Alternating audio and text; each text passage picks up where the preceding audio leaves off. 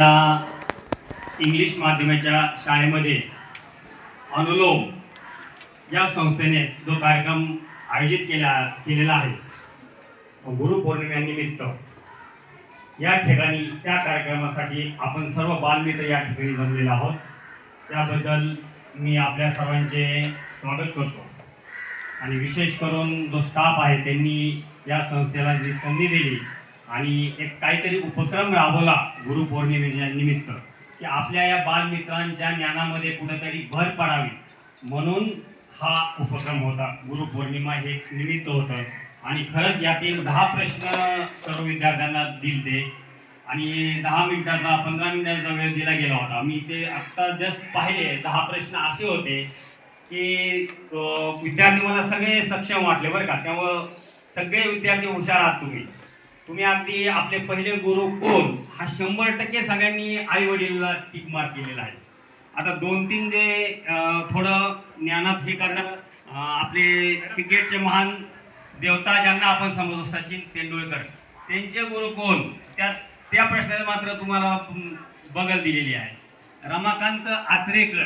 आणि खरं म्हणजे तुमचं वाचन थोडं 80% मुलांनी बरोबर लिहिलेलं आहे, पण मला जे 2-3 सापडले 9वीतले मुलं आहेत ना तुम्ही, तर मित्रांनो बालमित्रांनो वाचन खूप ठेवा.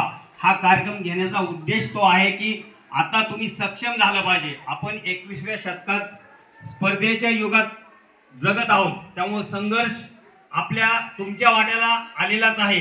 त्यामुळे ज्ञान हे खूप मोठं आहे आणि ते तुम्ही गुरुच्या माध्यमातून तुम्हाला दिशा मिळते. तुम्हाला माहित आहे पुढे जाऊन यात काय बसलेले विद्यार्थी माझे तहसीलदार होतील, डॉक्टर होतील, कलेक्टर होतील. हे का होतात? यातले तुम्ही चांगलं मार्गदर्शन मिळालं, तुम्हाला चांगला गुरु मानला, तुम्ही खूप अभ्यास केला, कष्ट केला, तर तुमच्या आईवडिलांचं नाव निश्चित मोठं होतं. त्यामुळे बालमित्रांनो मी या ठिकाणी मला आज बोलवलं, संधी दिली कविताताईंनी, आमच्या भगतजींनी, त्याबद्दल मी आभार मानतो. आणि खरंच मी प्रथम या शाळेत आलो, इथलं वातावरण हे पाहून मला खरं आनंदही झाला आणि मी तुम्हाला बालकांना सगळ्यांना शुभेच्छा देतो, कारण मला विद्यार्थी खूप आवडतात, मला शाळा खूप आवडते. मित्रांनो निश्चित खूप अभ्यास करा, खूप पुढे जावा, आई वडिलांचं नाव करा. आई वडील आपले खूप कष्टानं फीस भरत असतात आणि शिक्षक खूप मेहनत घेत असतात, त्याचं चीज झालं पाहिजे. कुठल्याही वाईट मार्गाला न जाता दरवर्षी तुम्ही दणकून अभ्यास करायचा.